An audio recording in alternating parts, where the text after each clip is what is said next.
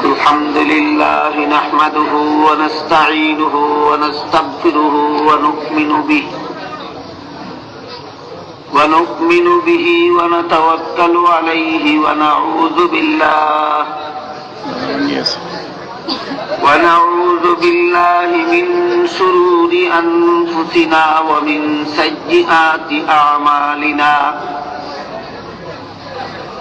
من يهده الله فلا مضل له ومن يضلله فلا هادي له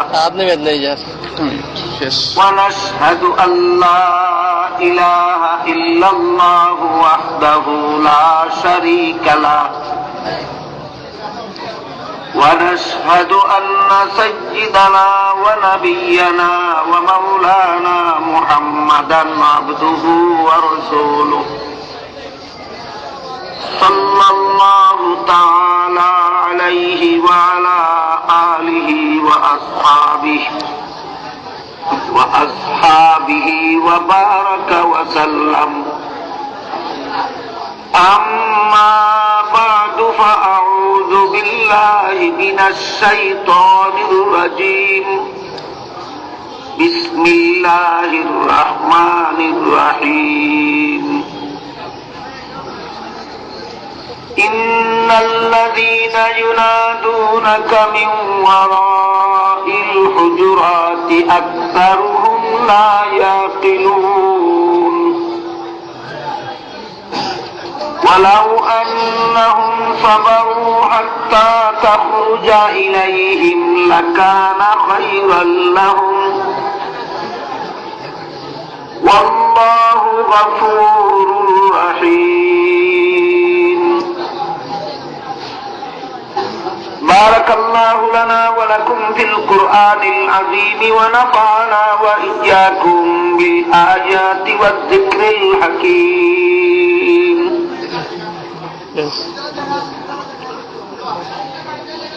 হযরত উলামায়ে কেরাম, এলাকার সর্বস্তরের মুসলমান ভাইসব ও আমার পর্দানিশীন মা বোনেরা, আমি আপনাদের এখানে পৌঁছার পরে জানতে পারলাম আপনাদের আজকের এই মুবারক সভার আয়োজন আপনাদের প্রতিষ্ঠিত নবীর গড় মাদ্রাসার উদ্যোগে করা হয়েছে। মসজিদকে আল্লাহর গড় এবং মাদ্রাসাকে নবীর গড় বলা হয়। মসজিদ হলো আল্লাহর গড় আর মাদ্রাসা নবীর গড়। মসজিদ আল্লাহর গড় কথার অর্থ এই নয় যে আল্লাহ এই ঘরে থাকেন।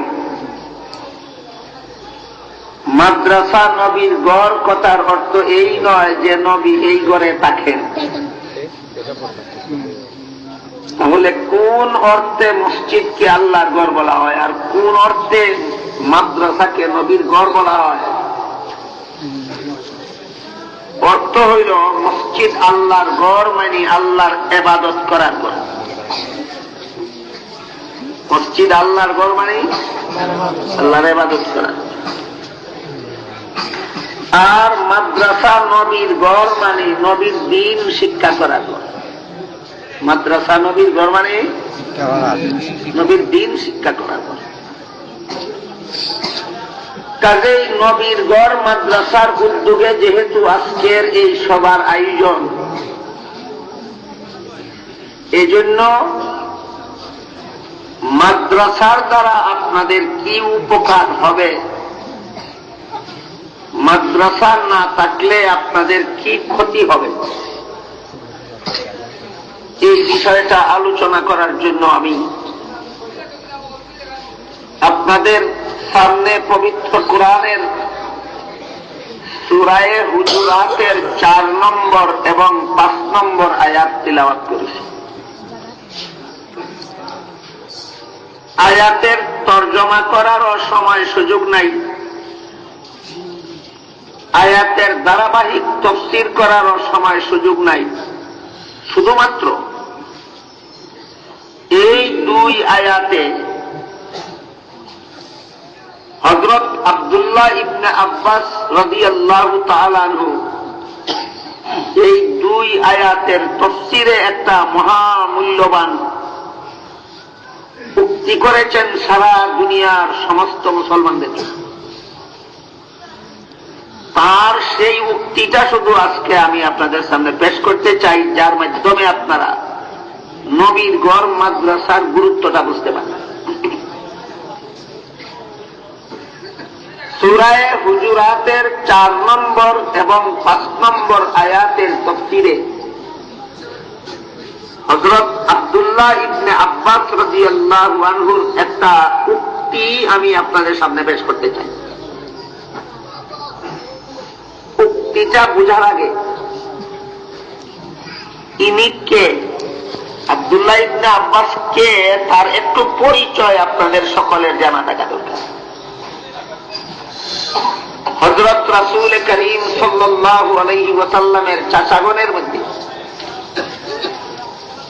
একজন চাচার নাম ছিল হযরত আব্বাস রাদিয়াল্লাহু তাআলা। রাসূলের চাচাগণের মধ্যে এক চাচার নাম ছিল আব্বাস রাদিয়াল্লাহু। আব্বাসের ছেলের নাম হইল আব্দুল্লাহ। আরবি ভাষার নিয়মে বলা হয় আব্দুল্লাহ ইবনে আব্বাস, বাংলা ভাষার নিয়মে বলা হয় আব্বাসের ছেলে আব্দুল্লাহ। বুঝে থাকলে বলেন তো, আব্বাসের ছেলে আব্দুল্লাহ রাসূলের কি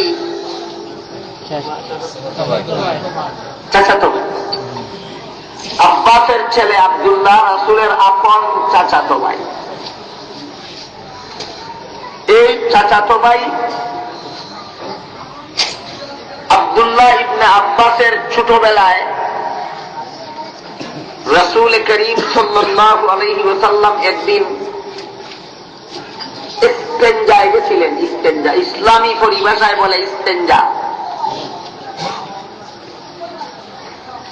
আমরা সাধারণত বলে থাকি পেশাব পায়খানা করতে যাওয়া। ইসলামী পরিভাষায় ইস্তেঞ্জা বলা হয়। আব্দুল্লাহ ইবনে আব্বাসের ছোটবেলায় রাসূল একদিন ইস্তেঞ্জা করতে গেছিলেন, পেশাব পায়খানা করতে গেছিলেন।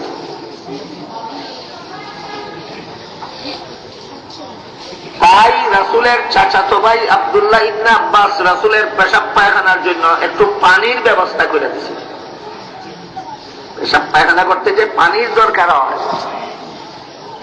তিনি নিজের পক্ষ থেকে রাসূলের ইস্তেঞ্জার জন্য পানির ব্যবস্থা করে দিয়েছেন। রাসূল জিজ্ঞাসা করলেন, এই পানির ব্যবস্থাটা কে করলো? লোকেরা বলল যে আপনার চাচাতো ভাই আব্দুল্লাহ ইবনে আব্বাস আপনার জন্য পানির ব্যবস্থা। রাসূল খুশি হইয়া আল্লাহর কাছে দোয়া করলেন, হে আল্লাহ, আমার চাচাতো ভাই আব্দুল্লাহ ইবনে আব্বাসকে আপনি কোরআনের জ্ঞান দান করুন। সুবহানাল্লাহ। রাসূলের সেই দিনের দোয়ার বরকতে আল্লাহ এই আব্দুল্লাহ ইবনে আব্বাসকে এই উম্মতের সর্বশ্রেষ্ঠ মুফাসসির কোরআন বানাইছে। মুহাম্মদুর রাসূলুল্লাহর উম্মতের মধ্যে আব্দুল্লাহ ইবনে আব্বাসের চেয়ে বড় মুফাসসির কোরআন অতীতেও কেউ ছিল না, কিয়ামত পর্যন্ত আর কেউ হতে পারবে না। সুতরাং আব্দুল্লাহ ইবনে আব্বাসের দুইটা পরিচয় আমরা স্মরণ রাখি। একটা হলো তিনি রাসূলের আপন চাচাতো ভাই, আরেকটা হলো তিনি এই উম্মতের সর্বশ্রেষ্ঠ মুফাসসির। তিনি সূরা হুজুরাতের 4 নম্বর এবং 5 নম্বর আয়াতের তাফসীর প্রসঙ্গে বলেন, এই দুই আয়াতে আল্লাহ পাক রব্বুল আলামিন রাসূলকে সম্মান করার যে পদ্ধতি শিক্ষা দিয়েছেন, ঠিক সেই পদ্ধতিতে আলিমগণকেও সম্মান করতে হবে। এই ব্যাখ্যাকার আব্দুল্লাহ।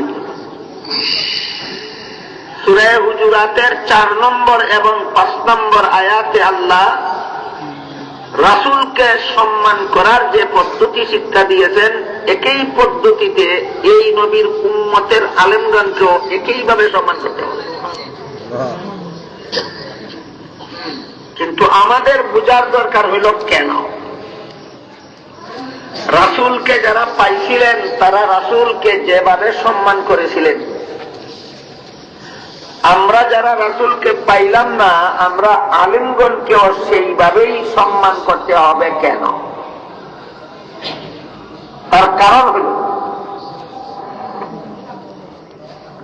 আল্লাহর বান্দাদেরকে আল্লাহর দ্বীন শিক্ষা দেওয়া মূলত রাসূলের কাজ, নবী রাসূলের কাজ। আল্লাহর বান্দাদেরকে আল্লাহর দ্বীন শিক্ষা দেওয়া মূলত নবী রাসূলের কাজ।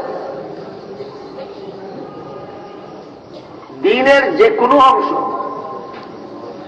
কলেমা কালাম বলেন, উযু গোসল বলেন, নামাজ রোজা বলেন, পাক নাপাক বলেন, কোরআন হাদিস বলেন,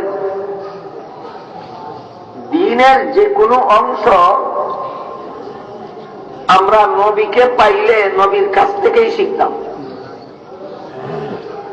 নবীকে না পাওয়ার কারণে এই শিক্ষাটা আমাদেরকে আলিমগণ দান করে থাকে। তাই আব্দুল্লাহ ইবনে আব্বাস বলেন, নবীকে পাইলে যেভাবে সম্মান করতে হবে, নবীকে না পাইলে আলিমগণকেও সেইভাবেই সম্মান করতে হবে। বিষয়টা বোঝার জন্য আমি একটা উদাহরণ দিচ্ছি, শুনুন। কোন একটা মানুষ যদি তার মায়ের গর্ভে থাকা অবস্থায় তার বাবা মারা যায়, আমাদের নবীও তো মায়ের গর্ভে থাকা অবস্থায় বাবা মারা গেছে। কোন একটা মানুষ যদি তার মায়ের গর্ভে থাকা অবস্থায় তার বাবা মারা যায়, জন্মের পরে দুনিয়াতে জন্মগ্রহণ করে এই সন্তানটা বাবাকে পাইল না, বাবাকে দেখলই না, লালন পালন করলো তাকে তার চাচা, লেখাপড়া করাইল চাচা, চাচাই তারে কার কাজ করে দিল? বাবার কাজ করে। এই ছেলেটা যেমন ভাবে বাবারে পাইলে যেভাবে সম্মান করতে হইতো, চাচারেও সেইভাবেই সম্মান করা দরকার। কেন? চাচায় বাবার কাজ করে আছে। চাচাই কি করে দিছে? বাবার কাজ করে আছে। ঠিক তেমনি ভাবে আব্দুল্লাহ ইবনে আব্বাস রাদিয়াল্লাহু আনহু বলেন যে উম্মতের যে অংশ নবীরে পাইল না, এরা নবীর দ্বীনের যে কোনো অংশ শিখুক, নামাজ রোজা শিখুক, হালাল হারাম শিখুক, উযু গোসল শিখুক, পাক নাপাক শিখুক। এই হাই পাওয়ারের লাইটটা আমার চোখে খুব আঘাত করে, আমি চাইতেই পারি না।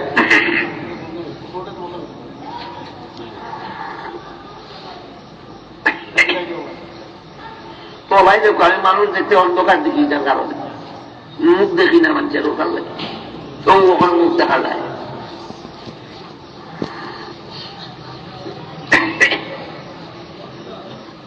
এখন আপনারা চেহারা দেখি, আমি ওসমান চেহারা ওটা দেখছি না, আমরা দেখছি।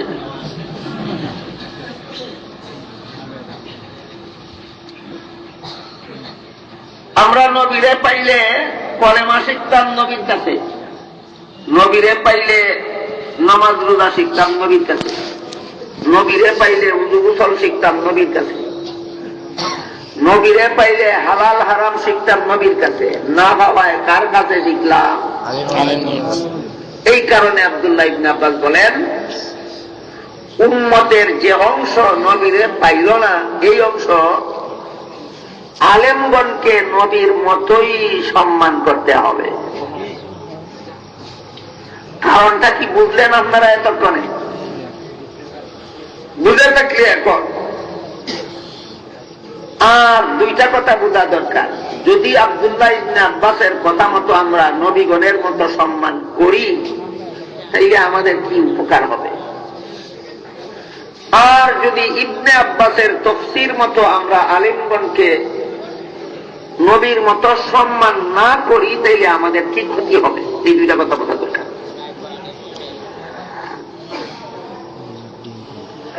জবাবের সংক্ষিপ্ত সারমর্ম হইল, নবীরে যারা পাইছিল তারা নবীরে সম্মান করে যেই উপকার পাইছিল। আমরা যারা নবীরে পাইছি না, আমরা আলিমগণকে সম্মান করলে সেই উপকার। নবীরে পাইয়াও যারা নবীদের সাথে বেয়াদবি করছিল, তাদের যেই পরিণতি হয়েছে, নবীকে না পাইয়া যারা আলেমগণের সাথে বেয়াদবি করবে, তাদের একই পরিণতি হবে। এই বিষয়টা আরো পরিষ্কার ভাবে মুফাসসিরিন কেরাম তাফসীরের কিতাবে ফেরাউন আর মূসার ঘটনার ভিতরে উল্লেখ করেছে। ফেরাউন ছিল মিশরের বাদশা। কোন দেশে? মিশরের বাদশা। মূসা আলাইহিস সালামের জন্মের আগেই উনাকে হত্যা করার জন্য জল্লাদ বাহিনী সরকারি বেতন দিয়া মোতায়েন করে রাখছে।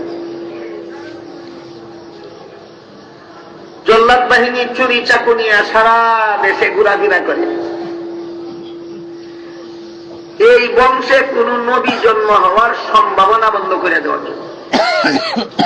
বংশটা ছিল বনি ইসরাইলের বংশ। বনি ইসরাইলের বংশে কোন নবী জন্ম হইলে ফেরাউন ধ্বংস হবে, এই কথা বুঝতে পারি না। বনি ইসরাইলের বংশে কোন ছেলে জন্ম হইলেই জল্লাদ বাহিনী হত্যা করে ফেলবে, কাজেই নবী হওয়ার সম্ভাবনা থাকবে না।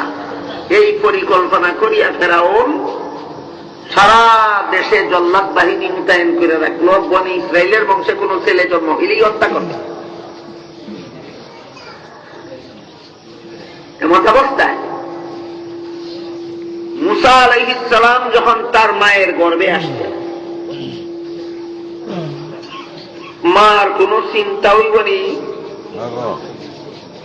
আমার সন্তানটাও যদি ছেলে হয়, তাহলে ফেরাউনের জল্লাদ বাহিনী আমার ছেলেকে আমার কুলটাকে কারিয়া নিয়ে কাটিলেন। এই চিন্তায় মূসা নবীকে গর্ভে নিয়া মূসা নবীর মায়ে সারা রাত ঘুম হয় না, দিন রাত 24 ঘন্টা খানা পিনা চলে না, বন্ধ হয়ে যায় গর্ভের সন্তানের চিন্তায়। এমত অবস্থায় আল্লাহ পাক রব্বুল আলামিন মূসা আলাইহিস সালামের মাকে নির্দেশ দিলেন, তোমার গর্ভের সন্তান ছেলে হইলে ফেরাউনের জল্লাদ বাহিনী কাটিলেইব। এই চিন্তায় তোমার আহার নিদ্রা বন্ধ। আমি বলে দিলাম তোমার গর্ভে আমি ছেলে হইতেছি, চিন্তা বন্ধ হইল না? নিশ্চিত হইল, আরো ভালো। তবে সন্তান জন্ম হইলে পরে তুমি দুইটা কাজ করবে। সন্তানটাকে বাক্সে ঢুকাইয়া নদীতে ভাসায়, এই দুইটা কাজ তুমি করবে। এরপরে এই সন্তানটাকে ফেরাউনের জল্লাদ বাহিনীর হাত থেকে হেফাজত করিয়া আমি আল্লাহ নিরাপদে আবার তোমার কোলে পৌঁছাই। দুই খামের দায়িত্ব মার, আর দুই খামের দায়িত্ব নিলেন আল্লাহ। বুঝি থাকলে পোকা মার দায়িত্ব কিতা কিতা? বাক্স ঢুকাইবা, বাক্স নদী বাসাইবা। আল্লাহ দুই দায়িত্ব নিলেন কি কি? আমি হেফাজত করবো আর তোমার কুলো ফিরাইয়া দিব। দুই দায়িত্ব আল্লাহ নিলেন, আর দুই দায়িত্ব মারে দিলেন। কেন? যে এই দুইটা দায়িত্ব পালন করার ক্ষমতা আল্লাহর নাই। আছে যে আল্লাহ জল্লাদ বাহিনীর আত্মা কি বাঁচাইতে পারবা, যে আল্লাহ নিরাপদে মানকুলো ফিরাইয়া দিতে পারবা, ই আল্লাহ বাক্স ঢুকাইতে পারত না। ই আল্লাহ বাক্স নদীর বাঁচাইতে পারত না। পারবা খান আবার মারে বাঁচাই লাগে না। ইহানো আল্লাহ নিজে আল্লাহ না করে। অনেক মূল্যবান শিক্ষা আছে। শিক্ষাটা এইটাই, আল্লাহ দুনিয়াতে মানুষ পাঠান মানুষের সব কাজ আল্লাহ করিয়া দেওয়ার জন্য নয়। তোমরাও কিছু কাজ করবে দুনিয়াতে, কিছু কাজের জন্য তোমাদেরকে দুনিয়াতে বানাইছে। কাজেই তোমাদের যে কাজ করার দায়িত্ব আছে এই কাজ আমি করিয়া দিব না আমার ক্ষমতা থাকলেও, আর আমি যে কাজ করে দেব এই কাজের তো ক্ষমতাই নাই তোমার। এই জন্য যদি কোনো মানুষে মনে করে যে দুনিয়াতে আমার কোনো কাম নাই, যা করার লাগে সারা আল্লাহ করবা, হেরে কয় বৈরাগী। এর বলে দুনিয়া কোনো কাম নাই, তার সারা কাম বলে আল্লাহ করিয়া দিবে। আর যে কয় আল্লাহর কোনো কাম নাই, যা করার লাগে সারা আমি করব, হে হইল নাস্তিক। আর যারা কয় আল্লাহর কাম আল্লাহ করবা, আমার কাম আমার করা লাগবো, এ হইল মুমিন মুসলমান। তিন দলের পরিচয় পরিষ্কার। যে কয় আমার কোনটা করার নাই সারা আল্লাহ করবা, হে কিতা বৈরাগী। যে কয় আল্লাহ কোনটা করার নাই সারা আমি করবো, হে কিতা নাস্তিক। আর যে কয় আল্লাহর কাম আল্লাহ করবা, আমার কাম আমি করবো, মুমিন মুসলমান। নাস্তিকের দলে যদিও হয় আল্লাহর কাম আল্লাহ করবা, সব কাম আমি করবো, আল্লাহ করার কোনটা নাই, এও কিন্তু ঘুমাই থাকে সময়। তার নাকি দি বাতাস ঢুকে আর বার হয়, ঢুকে আর বার হয়, ঢুকে আর বার হয়, কেউই করে না আল্লাহ করুক। তুই চিন্তা করে দেখ, রাই ঘুমতার সময় তার নাকি দি বাতাস ঢুকে আর বার হয়, তুই খরচ না আল্লাহ করুন। তুই যখন আল্লাহ কোনটা করার নাই তারা তুই করবে, এখন তোর ভাবে করে দিবি। আর বৈরাগী অকল্পের চিন্তা করিয়া দেখা দরকার যে তুমি দেখো আল্লাহ করবা সারা কাম, তোমার কোনটা করার নাই। বিয়া করছনি না? বিয়া করছে না? সন্তান দেওয়ার মালিক আল্লাহ, এটা আল্লাহর কাম। বিয়া করা আল্লাহর কাম নাই, এটা তোমারই করা লাগবে। ঠিক, সন্তান দেওয়া আল্লাহর কাম, বিয়া করাও আল্লাহর কাম, বন্দার কাম। পরিষ্কার হয়েছে নি? সারা কাম আল্লাহর না সারা কাম বন্দার? না কিছু আল্লাহ কিছু বন্দার? হ্যাঁ, সন্তান দেওয়া কার কাম? বিয়া করাও আল্লাহর, আল্লাহ বাচ্চা। তাই মুসা আলাইহিস সালামের মারে কইলা দুই কাম তুমি করবা, দুই কাম আমি করবো, ওখান বুঝবানি দেবো। আল্লাহর হুকুম মতো মুসা নবীর মা সন্তান ভূমিষ্ঠ হওয়ার বাদে বাক্সে ঢুকাইয়া বাক্স নদীর পাশে, নদীর পানিরে আল্লাহ হুকুম করত তুই করবে দুই কাম। ওখান দুই কাম খেয়ে করবো, নদী বাক্স ডুবতে দিবে না, এটা বাসাইয়া রাখবে, আর বাসাইয়া নিয়ে ফেরাউনের গাঁটো লাগাইবে। বাসাইয়া রাখবো আর লাগাইবো কার গাঁটো? ফেরাউনের গাঁটো। এখানে আমি জগৎবাসীরে দেখাইয়া দেব, রাখে আল্লাহ মারে। নদীর ভানি আল্লাহর হুকুম মানেনি, বাসাইয়া নিয়ে লাগাইলো ফেরাউনের গাঁটো। এই সময় ফেরাউনের গাঁটো, ফেরাউনের বিবি আসিয়ার কিছু বান্দি দাসী দোয়া মুতার কাজ করতেছিল। বাক্স খাইয়া উঠাইয়া লইয়া গেল রাজার বাড়ির রানীর সামনে। রানী খে বিবি আসিয়া হইল ফেরাউনের রানী।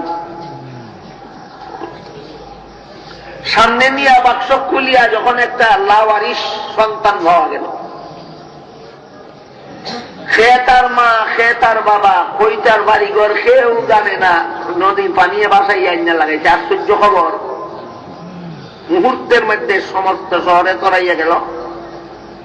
জল্লাদ বাহিনী খবর হইয়া চুরি চাক্কু লইয়া ইয়া দিবি খাটিলে। বিবি আসিয়া কইলা, তোমরা যে হাসতে দিতাম না, আমার মায়া লাগে, এই ছেলেটা আমি ভাবতাম। জল্লাদ বাহিনী কয়, তোমার মায়া লাগলে খামাইতো না, রাজার বেতন খাই আমরা খাটি গাইতাম। ফেরাউনের বেতন ভুগি চাকর করতেও, যে যার বেতন খায় তার কাম করত। যার বেতন খায় তার কাম কষ্ট। ফেরাউনের দেশের কর্মচারীরাও যার বেতন খায় তার কাম করত। বর্তমানে অনেক মুসলমান সরকারের দেশও যে সরকারের বেতন খায় এই সরকারের কাম করে না।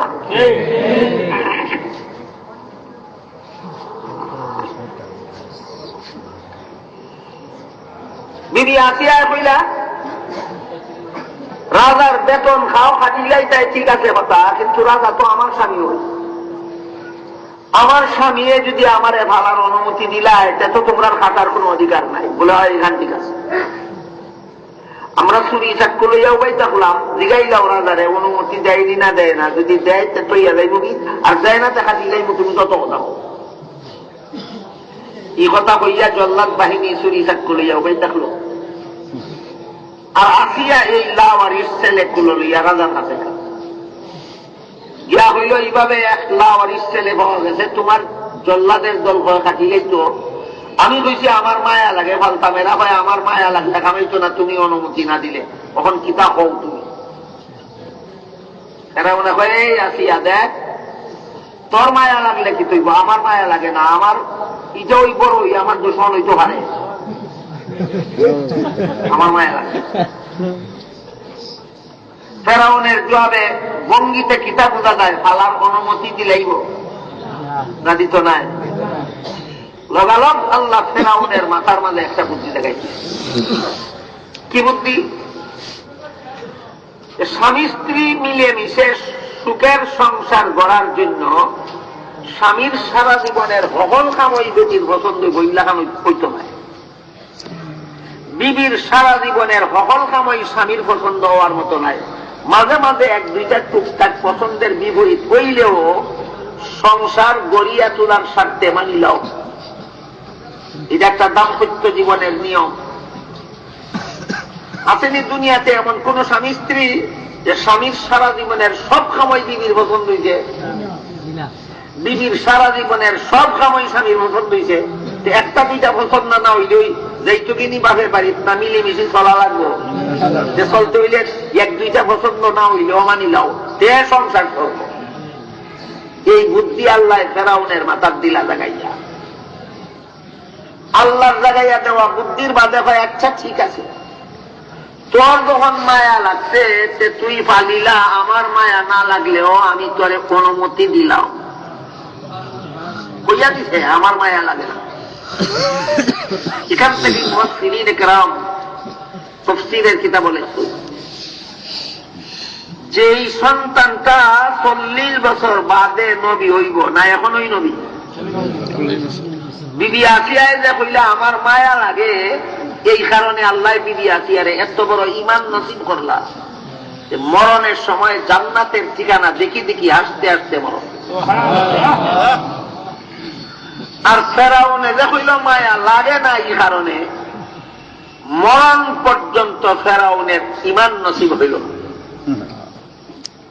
তাই আব্দুল্লাহ ইবনে আব্বাসের তাফসীর মতো যে ব্যক্তি আলিমদারে সম্মান করব, বিবি আসিয়ার মতো ইমানদার অবস্থায় তার মরণ। যে ব্যক্তি আলিম হলবে গিন্নাই, তাফসীরের কিতাবে লেখা আছে যতই নামাজ রোজা ইবাদত বন্দেগী কি করো না কেন, আলিমের প্রতি তোমার মনে ঘৃণা আছে, তুমি তোমার ইবাদত বন্দেগী কোনটা ঠিক নাই, মরণের সময় তুমি ফেরাউনের মতো বেঈমান হইয়া মরবা।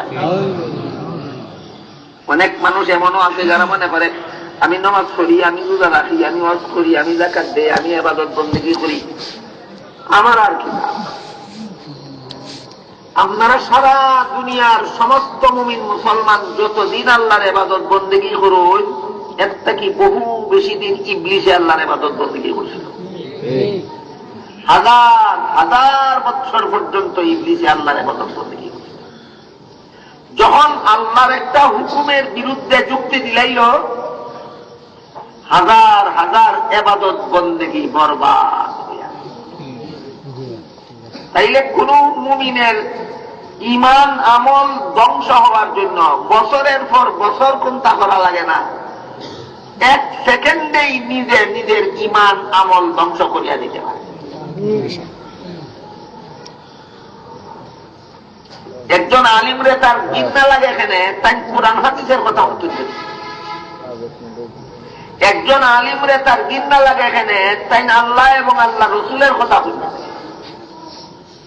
একজন আলিমরে তার ঘৃণা লাগে এখানে তাই হালাল আর হারাম কইখানে আর কোনটা মান্য নেই। বস ইবলিসের যেমন এক মুহূর্তে সারা জিন্দেগির বন্দেগি বরবাদ, তোমার এক মুহূর্তে সারা জিন্দেগির বন্দেগি বরবাদ।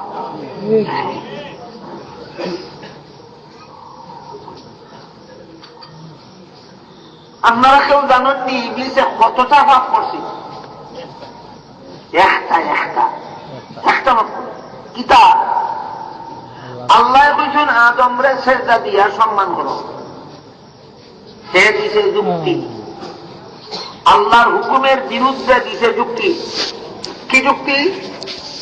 আদম বানাইছ মাটি দিয়া, আমি ইবলিস বানাইছ আগুন দিয়া। মাটির মাঝে অন্ধকার থাকে আর আগুনের মাঝে আলু থাকে।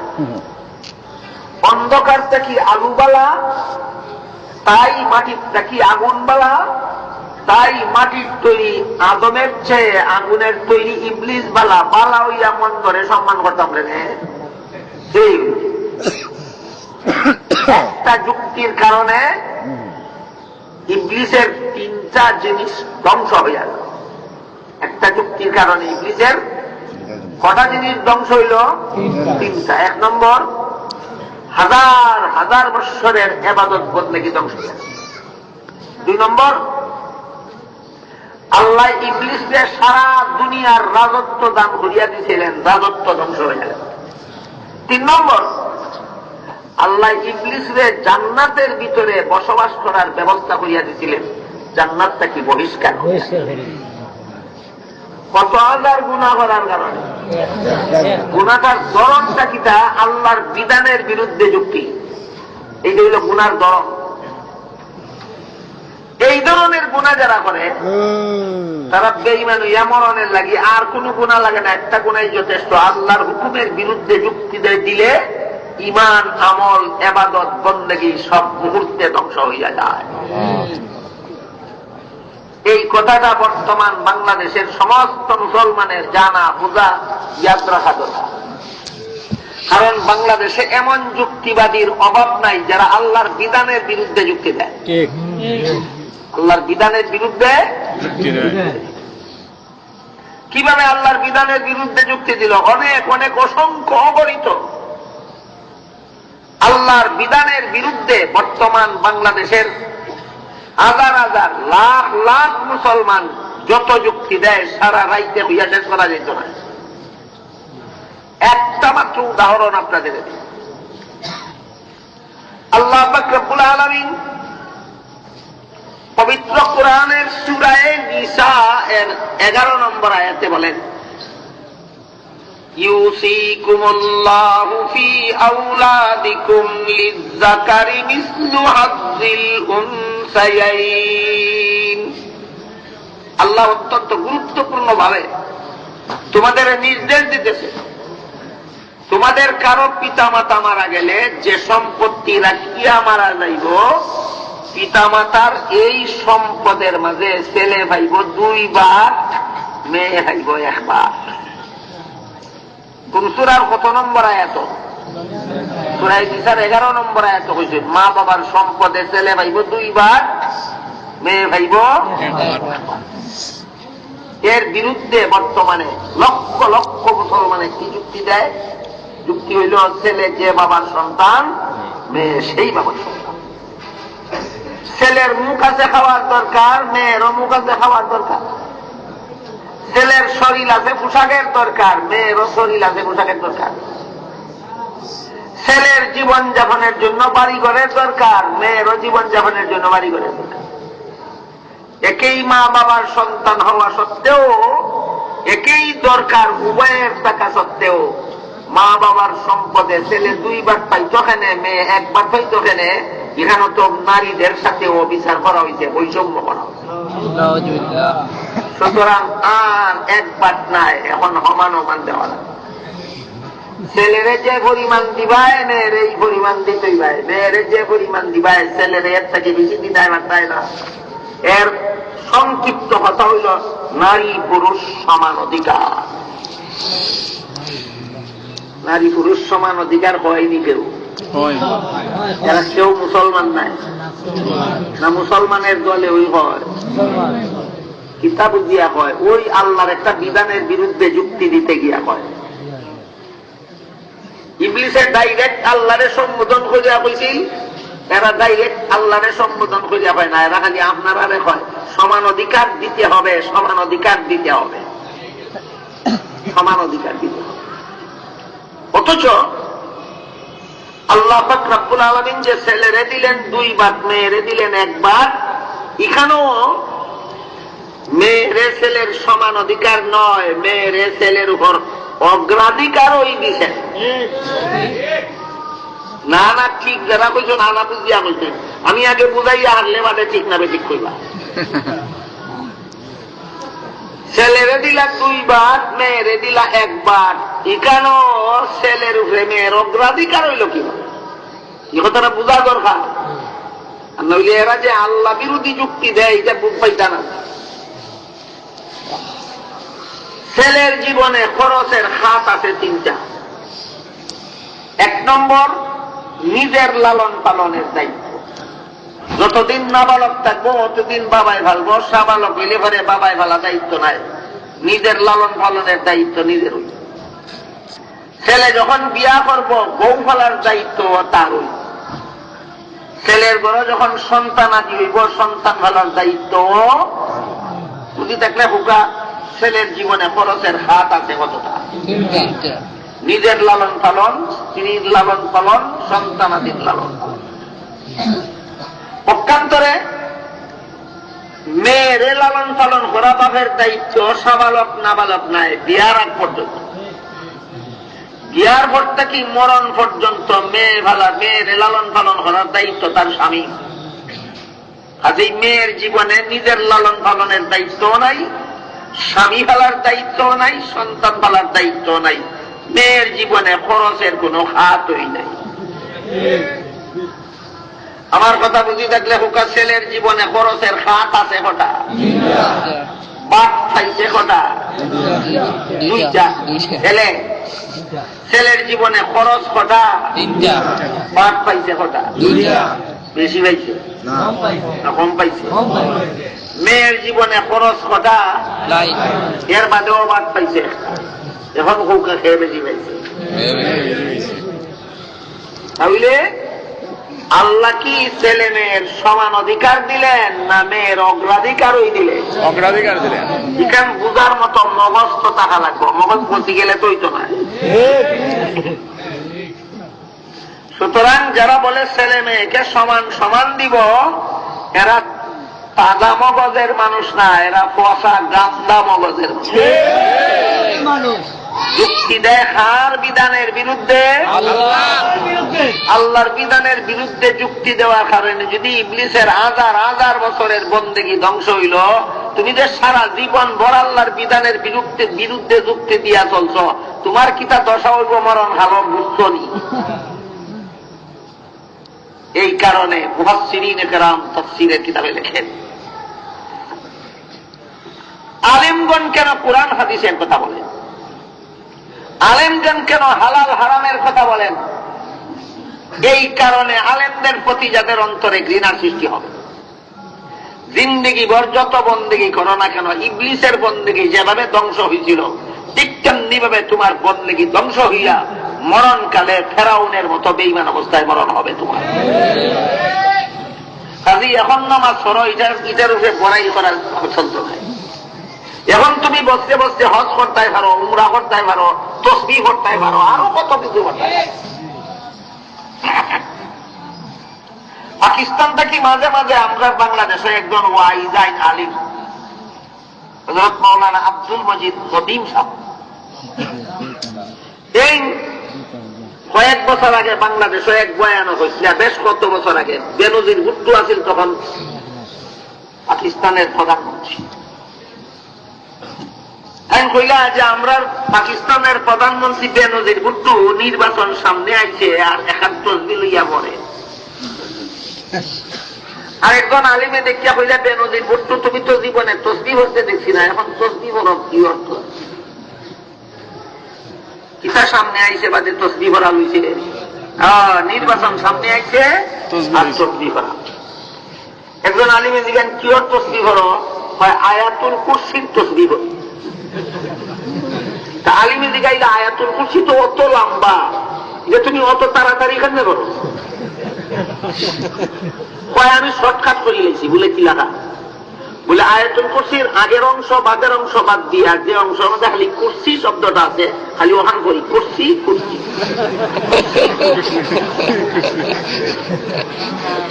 আরবি ভাষায় কয় কুরসি, বাংলা ভাষায় কয় গদি। আরবি ভাষায় কয় কুরসি কুরসি, বাংলা ভাষায় কয় গদি। মানুষের দিকে মনে করে আল্লাহর নাম জপে আর তাই মনে মনে জানে আমি গদি গদি গদি গদি গদি গদি। আজ জীবনে যার তসবি ভরার অভ্যাস নাই, আখটা যদি তসবি ভরার ধরে তাহলে বোঝা লাগবে ডাল মে কুছ কালা হয়।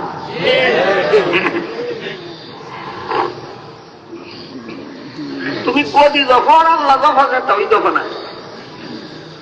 আলেমরা কেন কোরআন হাদিসের কথা বলেন, আলেমগণ কেন হালাল হারামের কথা বলেন, এই জন্য যদি আলেমের প্রতি তোমার অন্তরে ঘৃণার সৃষ্টি হয়, মুফাসসিরিনে কেরাম তাফসীরের কিতাবে লিখেছেন ফেরাউনের মতো বেঈমান অবস্থায় মরণ হবে।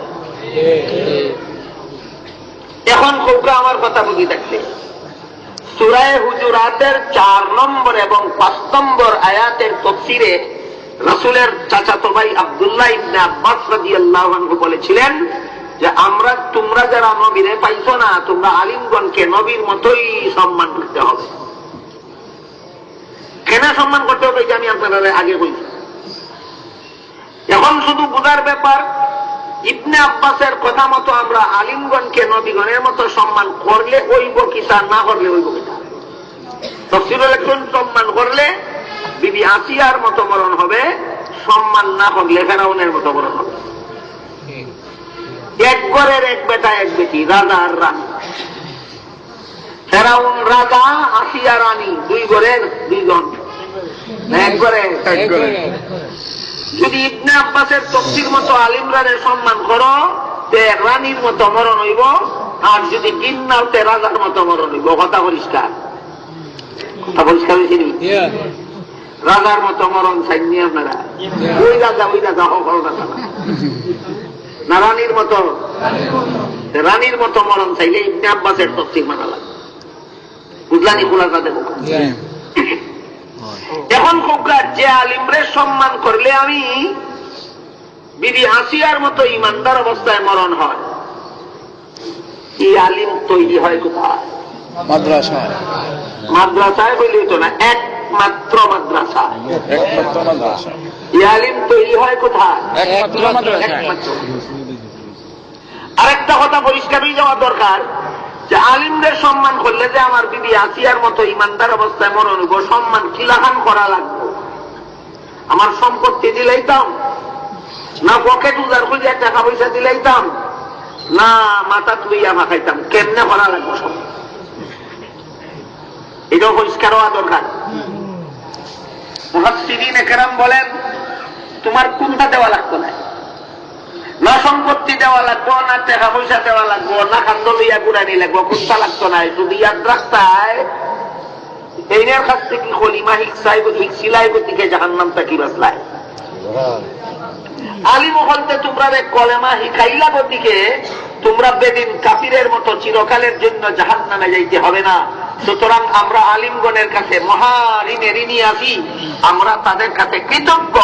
মনটা যদি তোমার কৃতজ্ঞ থাকে, এর দ্বারাই সম্মান করা হইল। কিতা কিতা লাগবো, কি পরিমাণ কষ্ট হইব, কি পরিমাণ খরচ হইব। বোকা ইবনে আব্বাসের কথা মতো আলিমরারে সম্মান করতে কি পরিমাণ খরচ লাগবো, কি পরিমাণ কষ্ট হইব। খান্দ লইয়া বাহাইতায় হতে কষ্ট হইত, আর দেখা দিতায় হতে খরচ হইত।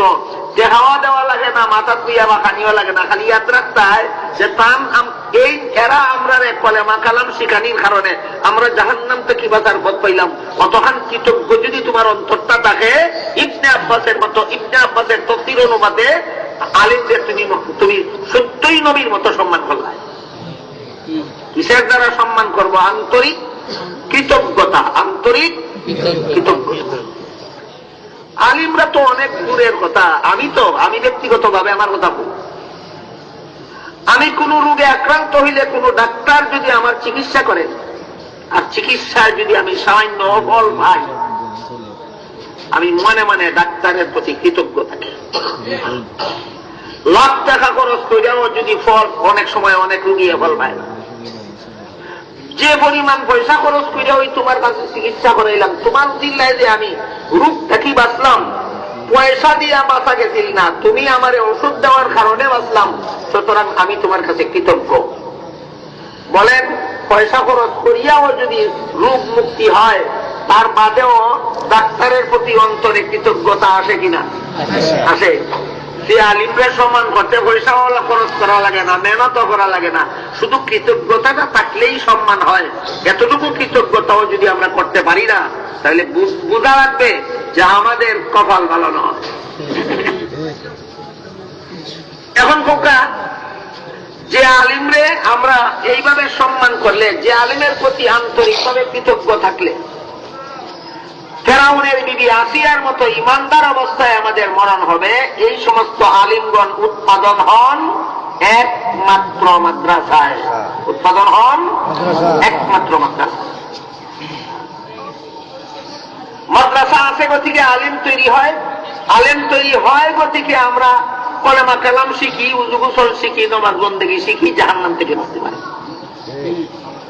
মাদ্রাসা না থাকলে আলিম উৎপাদন হবে না। আলেম উৎপাদন না হইলে কেউ কলেমা কালাম শিখতে পারবে না, আল্লাহ বিল্লাহ শিখতে পারবে না, নামাজ বন্দেগী শিখতে পারবে না, সব জাহান্নামের পথে যাবে। কোন কারণে আলিমদের প্রতি আমরা কৃতজ্ঞ থাকতাম? যে তারার কারণে আমরা নবীর দ্বীন শিখতে পারি, জাহান্নাম থেকে বাঁচতে পারি। এই জন্য আলিম উৎপাদনকারী মাদ্রাসার সাথে আমরা যত বেশি বেশি জড়াইয়া থাকতে পারি ততই মঙ্গল। যত জড়াইয়া থাকতে পারি ততই মাদ্রাসার জলসার মাঝে চান্দা দিবার সুযোগ পাইলে চান্দা দিয়া, চান্দা দিবার সুযোগ না থাকলে, সামর্থ্য না থাকলে, নিজের বুদ্ধি থাকলে পরামর্শ দিয়া, চান্দা দিবার মতো পয়সা না থাকলে, পরামর্শ দিবার মতো বুদ্ধি না থাকলে, শরীর ও শক্তি থাকলে, কিছু কাম করিয়া দিয়া হইলেও মাদ্রাসার সাথে জড়াইয়া থাকলে, এই মাদ্রাসার সাথে জড়াইয়া থাকাটা মহা বিপদের দিন কাঁদে। ছাত্র লজিং দেওয়ার তৌফিক থাকলে ছাত্র লজিং দিয়া, চান্দা দিবার সুযোগ থাকলে চান্দা দিয়া, পরামর্শ দিবার সুযোগ থাকলে পরামর্শ দিয়া, শ্রম দিবার সুযোগ থাকলে শ্রম দিয়া যদি মাদ্রাসার সাথে জড়িত থাকি, কোন বিপদের দিন কত বড় ভালো লাগবো একটা ঘটনা বইয়া হল। হাদিস শরীফে রাসূল করিম সাল্লাল্লাহু আলাইহি ওয়াসাল্লাম বলেন, কাল হাসরের মাঠে যখন সারা দুনিয়ার সমস্ত মানুষ জিন্দা হইয়া দাঁড়াইবে, বিশ্বাস হতে নিয়ে হলেন, ওই দিন আল্লাহ আলী মহল দেখইবা, ও আলী মহল, তোমরা সারা দুনিয়ার সমস্ত মানুষ থেকে আলাদা হইয়া আলাদা কাতারে দাঁড়াও। আলিমগণ যখন আল্লাহর হুকুমে আলাদা কাতারে দাঁড়াইবে, তখন আল্লাহ আলী মহল দেখইবা, তোমরারে আমি ওই সময় ওই আলিম হওয়ার তৌফিক দিছি যে সময় সিদ্ধান্ত নিছি তোমরারে জাহান্নামের আগুন দিয়া জ্বালাইতাম না, কাজেই তোমরা জান্নাতে চলে যাও। যে রাসূলের হাদিস, আল্লাহ রাসূলের হাদিস করিবেন। কিন্তু এখানে প্রশ্ন জাগে, তাহলে আলিম হইলে আর নামাজ রোজা করার কি দরকার?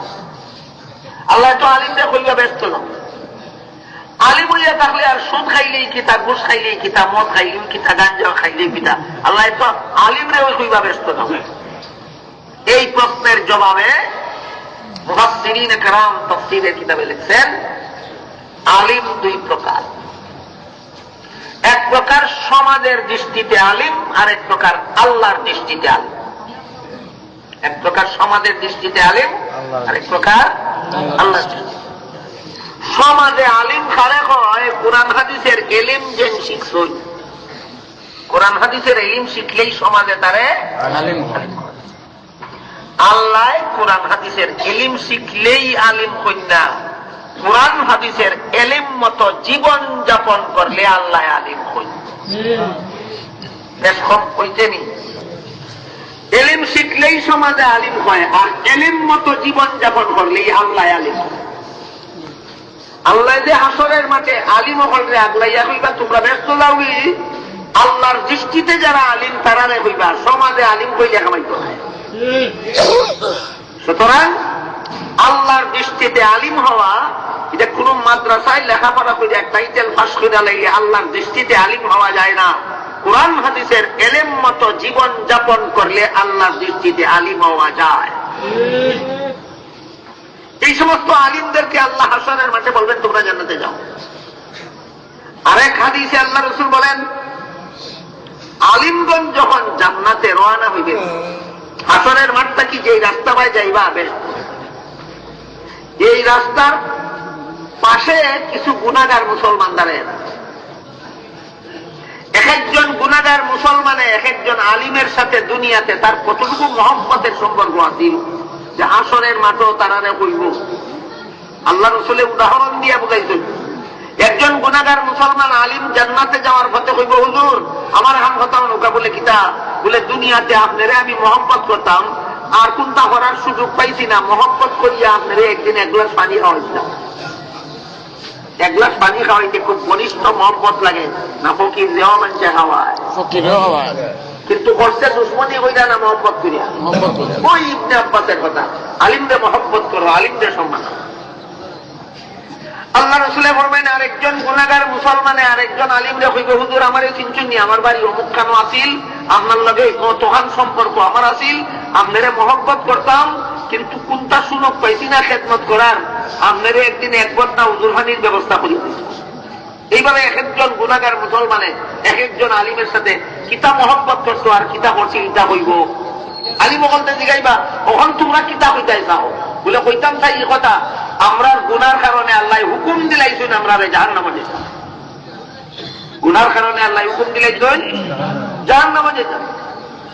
আল্লাহর রাসূলে ফরমান এই সমস্ত গুনাহগার মুসলমানে যখন কইবা যে আল্লাহ আমরা গুনার কারণে হুকুম দিলাইছেন জাহান্নামে যেতাম, এই কথা শুনা মাত্র আলিম হল যে রওনা হইতা জান্নাতে যাইতা, তারা মনে করবা আমার জান্নাত তো আমি বাদে যাই মনে দেখি আগে এরার নিকুন্তা করা যায়। ওই নিজের জান্নাত যাওয়ার বিরতি দিয়া দাঁড়াইয়া যাইবেন, দাঁড়াইয়া আল্লাহরে কইবেন আল্লাহ এই বেটাই কি কই কইছে আমারে দুশ্মনী করিয়া নাই মহব্বত করিয়া এক গ্লাস পানি খাওয়াইছে। ই বেটাই কি কই কইছে আমারে দুশ্মনী করিয়া না আমারে মহব্বত করিয়া এক বদনা হুজুরখানির ব্যবস্থা করেছে।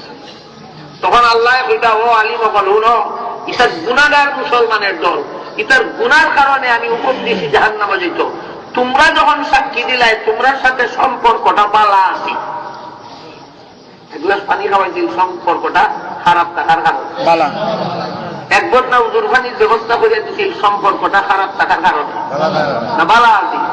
তোমরা যখন সাক্ষী দিলাই তোমরার সাথে এই সমস্ত গুনাহগার মুসলমানের সম্পর্কটা বালা আছে, তোমরা সাক্ষীর কারণে আমি তা সারা মাফ করে দিলাম। তোমরাও জান্নাতে যাও আর এই সমস্ত গুনাহগার মুসলমান হলে লগে লইয়া যাও। নবীর গড় মাদ্রাসার সাথে সম্পর্ক যার যার সাধ্য মতো রাখলে কত বড় বিপদের দিনে কত বড় হামাইব। কথা বুঝলানি, কত বড় বিপদের দিন কত গাছ গাবাইব, বুঝে আইছেনি না বুঝে আইছে না? এই কারণে আল্লাহ কোরআনে বলেন ফাসআলু আহলায যিকরি ইন কুনতুম লা তা'লামুন। নবীর দ্বীনের ব্যাপার সেপার কলেমা কালাম হোক, উযু গোসল হোক, পাক নাফাক হোক, নামাজ বন্দেগী হোক, তোমরা যারা জানো না তোমরা আলিম হলে জিগাইয়া জিগাইয়া আমল করো।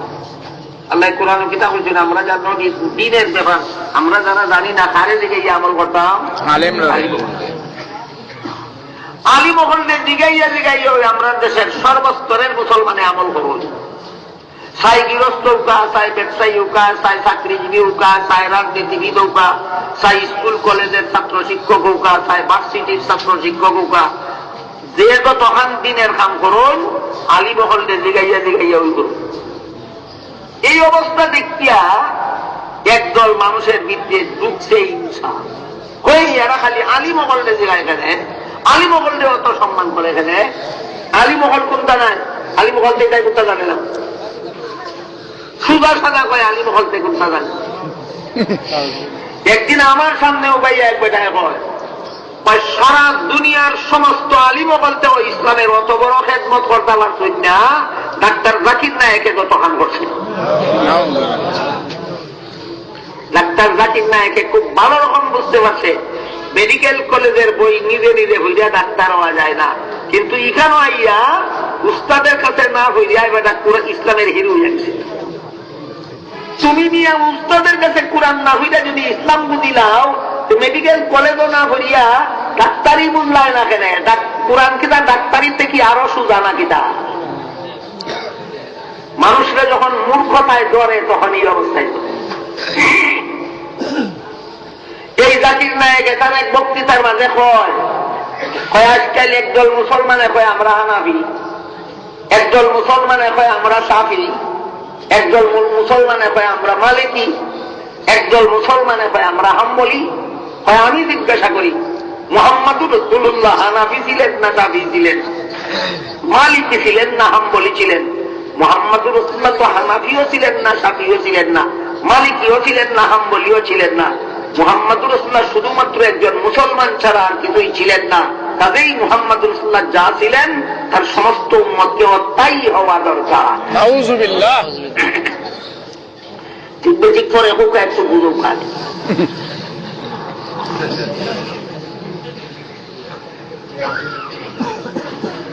বাংলাদেশ আলিমহল যারা আছেন এরা তো ওই হানাফি মজাব মতোই আপনারা জায়েজ না ছইয়া দিন। মুহাম্মাদুর রাসূলুল্লাহ হানাফি ছিলেন না, এই জন্য কোন মুসলমান হানাফি হইতে পারবে না হইয়া কিতা করছে, আপনারা যেন আলিম রে জিগাইয়া চলুন না, আপনারা আলিমটা কি আগলাই গেছে। কত বড় গভীর শয়তানি চক্রান্ত চিন্তা করিতে হবে। যে নিজে আল্লাহর দৃষ্টিতে আলিম হইব দূরের কথা, সমাজের দৃষ্টিতেও আলিম হইছে না, কুরআন হাদিসের এলিমই শিখছে না, হে পর্যন্ত আপনারা আলিমটা কি আগলানির লাগি কত বড় একটা বক্তৃতা দিছে যে মুহাম্মাদুর রাসূলুল্লাহ যখন হানাফি ছিলেন না, কাজী কোন মুসলমান হানাফি হইতে পারে না। তখন কোন আলিমের কাছে যাইবা মাসলা দিগাইতা? হানাফি ছাড়া তো কোন আলিম নাই বাংলাদেশ। কেতনা বড় শয়তানি চক্রান্ত চিন্তা করিতে হবে। মুহাম্মাদুর রাসূলুল্লাহ বলে একজন মুসলমান ছাড়া আর কিছুই ছিলেন।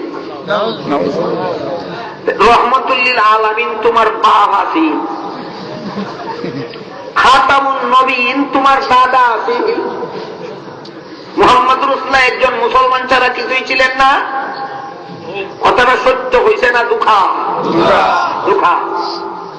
মুহাম্মাদুর রাসূলুল্লাহ শাফিউল মুজনিবিন ছিলেন, রহমাতুল লিল আলামিন ছিলেন, খাতামুন নবীয়িন ছিলেন, আর কোন বাপের বেটা হইতে পারবে না। কাজেই মুহাম্মাদুর রাসূলুল্লাহ যা ছিলেন আর কেউ তা হইতে পারে না। এই উল্টা পাল্টা বক্তৃতা কিসের ফসল? আলিমের কাছে না গিয়া নিজে নিজে পণ্ডিত হওয়ার ফসল। আলিমের কাছে না গিয়া নিজে নিজে পণ্ডিত হওয়ার ফসল। মুহাম্মাদুর রাসূলুল্লাহকে যে সমস্ত ঈমানদার নিজের জীবনে পাইছিলেন তাদের পরিচয় হইল সাহাবা। সাহাবাগণকে যারা পাইছিলেন তাদের পরিচয় হইল তাবেঈন। তাবেঈনকে যারা পাইছিলেন তাদের পরিচয় হইল তাবে তাবেঈন। সব মুসলমানের এক পরিচয় না, এক একদল মুসলমানের এক এক পরিচয়। যারা সাহাবা তারা ছাড়া আর কেউ এই পরিচয় নাই। যারা তাবেঈন তারা ছাড়া আর কারো এই পরিচয় নাই। কত দূরই গিয়া যদি বুঝুন না, আপনার আর মসজিদ আইয়া বুঝুকা। মহল্লাবাসী সমস্ত মুসলমানের যারা ওই মসজিদ নামাজ পড়তেন এক জমাত, যে নামাজ পড়াইন হেন পরিচয় ইমাম, যে আযান দেন হেন পরিচয় মুয়াজ্জিন, যারা জমাত শরীক হন তারার পরিচয় ইমাম।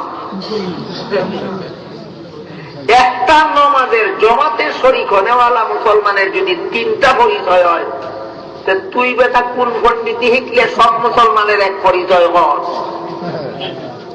কথা বুঝলানি? দেখুকা বলুকা, ইমামের যে পরিচয় মুয়াজ্জিনের সেই পরিচয়, ইমাম মুয়াজ্জিনের যে পরিচয় মুক্তাদির সেই পরিচয়, না ভিন্ন ভিন্ন মুসলমানের ভিন্ন ভিন্ন পরিচয়? জাকির নায়কে কিতাই খাইতে চায় আর কোনটা নাই, আপনারা আলিমটা কি আসলেই নিত। আর আল্লাহ রসুলে আল্লাহ কোরআন ফরমাই আলিমরারে জিগাইয়া জিগাইয়া আমল করবায়, আলিমরার লগে হইয়া পরকাল ব্যস্ত যাইবায়।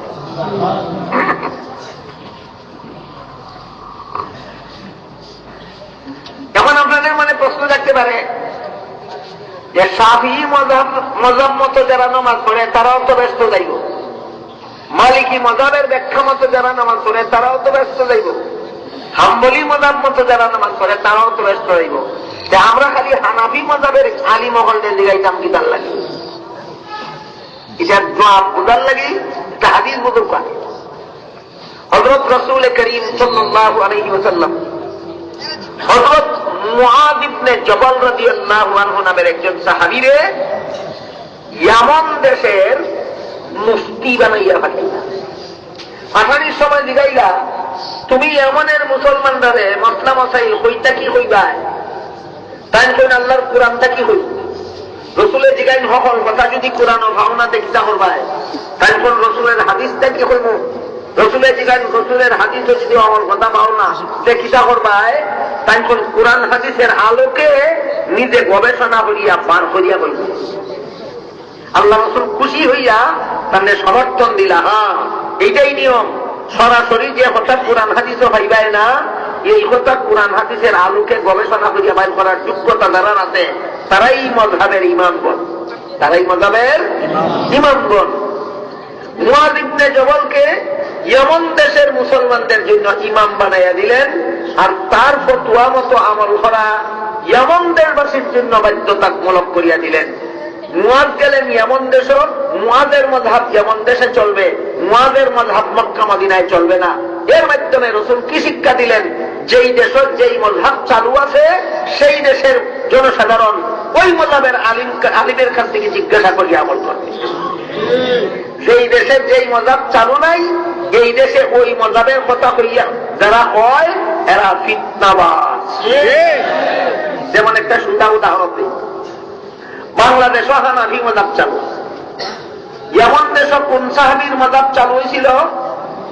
মুআয ইবনে জবালের মযহাব ইয়েমেন দেশও চালু হয়েছিল, মক্কা মদিনার মুসলমানের জন্য নয়, ইয়েমেন দেশের জন্য।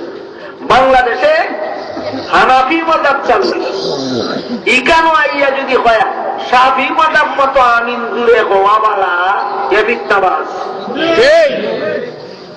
শাফি মযহাব মতো আমিন জুড়ে হওয়াওয়ালা 100 বার কোন দেশের লাগি? যে দেশের মানুষের শাফি মযহাব মতো নামাজ পড়ে ওই দেশের লাগি। বাংলাদেশের মুসলমান হানাফি মযহাবের ব্যাখ্যা মতো নামাজ পড়ে, এখানেও আইয়া যদি কেউ বলে জুড়ে আমিন হওয়ার কথাও হাদিসও আছে, আস্তে আমিন হওয়ার কথা তো হাদিস আছে, দুই হাদিস একসাথে কেমনে পালন করবে? ওই আবু হানিফায় আস্তে হাদিসে আস্তে আমিন হওয়ার হাদিস মতো আবু হানিফার মযহাব চালু হইছে, জুড়ে আমিন হওয়ার হাদিস মতো শাফির মযহাব চালু হইছে। যেই দেশে শাফি মযহাব চালু আছে ওই দেশের মুসলমান জুড়ে আমিন হইব, যেই দেশে হানাফি মযহাব চালু হইছে এই দেশের মুসলমানে আস্তে আমিন হইব। হানাফি মযহাবের দেশ আইয়া শাফি মযহাবের হাদিস দিয়ে যারা দলিল দেয় এরা ফিতনাবাজ। এই সমস্ত ফিতনাবাজেরা চায় কি? হাদিস মানার দোহাই দিয়া আপনাদেরকে আলিমগণ থেকে বিচ্ছিন্ন করিয়া রাখতে চায়। আল্লাহ কোরআনে কি কইছেন? ফাসআলু আহলাল যিকরি ইন কুনতুম লা তা'লামুন। তোমরা যারা জানো না তোমরা আলিমদের জিগাইয়া জিগাইয়া আমল করো। যারা জানি না আমরা কিতা করতাম? আলিমরে জিগাইয়া জিগাইয়া। যে দেশ হানাফি মযহাবের আলিম আছেন বাংলাদেশের মুসলমান ওই দেশের আলিম দিকে জিগাইতো না, এই দেশের আলিমদের দিকে। এই দেশের আলিম কোন মযহাবী?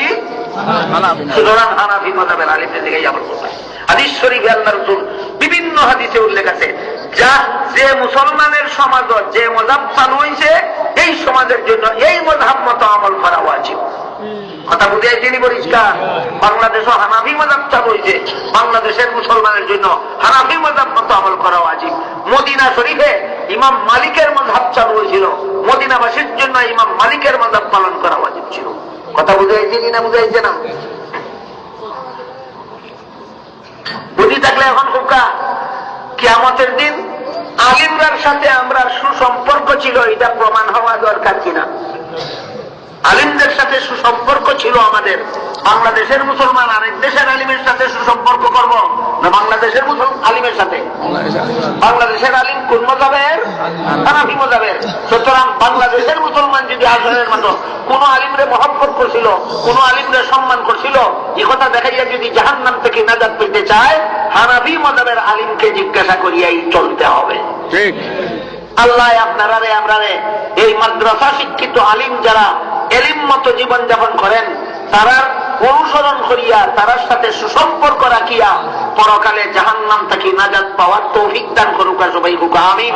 সুবহান রাব্বিকা রাব্বিল ইজ্জাতি আম্মা ইয়াসিফুন ওয়া সালামুন আলাল মুরসালিন ওয়ালহামদুলিল্লাহি আমরা একজন আল্লামা অলিগুলের প্রোগ্রাম পাইছি দুই কারণে। এক কারণ হল সাহেব দাদা শেখ কবির রহমতুল্লাহ আলাইহির সুপারিশে, আর দুই নম্বর কারণ হইল যে আমরা আগামী খাদ্যে 3 দিন ব্যাপী তফসির, 3 দিনের সম্মেলন, 40 সালের সম্মেলন দরকার। এখানে অলিগুলি আমার লম্বা বয়ান হইব, লম্বা বয়ান শুনবো। এরপরে আগামী ফেব্রুয়ারির 4, 5, 6 আলিয়া মাদ্রাসা মানুষ 3 দিন অলিগুলি লম্বা বয়ান হইব, আপনার খাইতাম। ঠিক আছে নি? একটু আগেও সাহেব রেঙ্গার বয়ান দিয়েছেন 40-50 মানুষের সামনে। এটা শুধু প্রোগ্রাম অলিগুলি সামনে ভাই না, এই সাহেবতার কারণে থাকিয়েছি। আমরা দেশের লাগি জাতির লাগি দোয়া করতাম। আর আপনারা খাইতলে 3 দিন ব্যাপী দরগা মাদ্রাসার 40 সালের সম্মেলন, আপনারা সবার দাওয়াত 3 দিন আপনারা যাত্রা London, America, Canada, Pakistan, Bangladesh সব জায়গায় আনিব লাগবা। সাহেব এখন দোয়া করবা। আমার বুদ্ধিমানি হল আসুন চেষ্টা জবাব আমার আসলে সিন্নি খাইয়া যাইবা, সিন্নি আছে সকল সভাপতিদের পক্ষ থেকে সিন্নি খাইয়া যাইবা। আমরা এখন লাগি দোয়া করতাম। আর অলিগুলি দোলাই দোয়া করবা। হুজুরের হায়াতে তৈরি দুলাই আল্লাহ। আর অলিগুলি দোরের বই আছে, গাড়ি রাস্তাতে সাদা গাড়ি আছে, অলিগুলি দোরের বই লেখা বই আছে, আমরা সংগ্রহ করতে পারবা, দোয়া করে নিবা। اللهم صل على سيدنا ونبينا مولانا محمد وعلى آله وأصحابه وبارك وسلم كما تحب وترضى عدد ما تحب وترضى. الحمد لله الذي هدانا لهذا وما كنا لنهتدي لولا أن هدانا الله. ربنا ظلمنا أنفسنا وإن لم تغفر لنا وترحمنا لنكونن من الخاسرين. ربنا آتنا في الدنيا حسنة وفي الآخرة حسنة وقنا عذاب النار. ইয়া আল্লাহ, এই মুবারক সম্মেলনে কবুল আর মঞ্জুর করো। ইয়া আল্লাহ, এখানে কুরআন হাদিস থেকে যা কিছু আলোচনা করা হলো আমাদেরকে সঠিকভাবে বুঝার এবং আমল করার তৌফিক দান করো। ইয়া আল্লাহ, এই সম্মেলনের উসিলায় আমাদের জিন্দেগানকে হেদায়েত করো, সমস্ত মুমিন মুসলমান মুর্দেগানকে নাজাত দান করো। ইয়া আল্লাহ, আমার কাছে যারা যত রকমের কোরআন দরখাস্ত করছেন, ইয়া আল্লাহ, অনেকে লিখিত দরখাস্ত করছেন, অনেকে মৌখিক দরখাস্ত করছেন, ইয়া আল্লাহ, হকলের নাম আমার ইয়াদ না থাকো, ইয়া আল্লাহ তোমার তো জানা আছে। ইয়া আল্লাহ, যারা যত রকমের দোয়ার দরখাস্ত করছেন প্রত্যেকের নেক দুয়ারে কবুল আর মঞ্জুর করো। ইয়া আল্লাহ, যারা যত রকমের আশা নিয়ে হাত ধরেছি প্রত্যেকের নেক বাসনারে কবুল আর মঞ্জুর করো। ইয়া আল্লাহ, এই দরগা মাদ্রাসার 3 দিন ব্যাপী সম্মেলন আগামী কাল থেকে ইয়া আল্লাহ তুমি কামিয়াব করো। ইয়া আল্লাহ, খাদিমুল কুরআন পরিষদের 3 দিন ব্যাপী সম্মেলন ফেব্রুয়ারির প্রথম সপ্তাহে তুমি কামিয়াব করো। ইয়া আল্লাহ, যে মাদ্রাসার উদ্যোগে জলসায় আমরা আইলাম এই মাদ্রাসারে কবুল আর মঞ্জুর করো। ইয়া আল্লাহ, মাদ্রাসার সমস্ত জরুরিয়াত পুরা করে দাও। ইয়া আল্লাহ, মাদ্রাসারে মন্দিরে মাকসুদ পর্যন্ত পৌঁছায়া দাও। ইয়া আল্লাহ, নবীর ঘর মাদ্রাসার সাথে নবীর উম্মত মুসলমানের অন্তরে মহব্বত পয়দা করে দাও। ইয়া আল্লাহ, এই মাদ্রাসার সমস্ত ছাত্রদেরকে ভবিষ্যতের ওয়ারাসাতুল আম্বিয়া বানায় দাও। ইয়া আল্লাহ, আমাদের পক্ষ থেকে লাখ লাখ কোটি কোটি দুরূদ আর সালাম رسول کریم صلی اللہ علیہ وسلم روضہ شریف پہنچایا دو. ربنا تقبل منا انك انت السميع العليم وتب علينا انك انت التواب الرحيم وصلى الله تعالى على خير خلقه محمد واله واصحابه اجمعين آمين برحمتك يا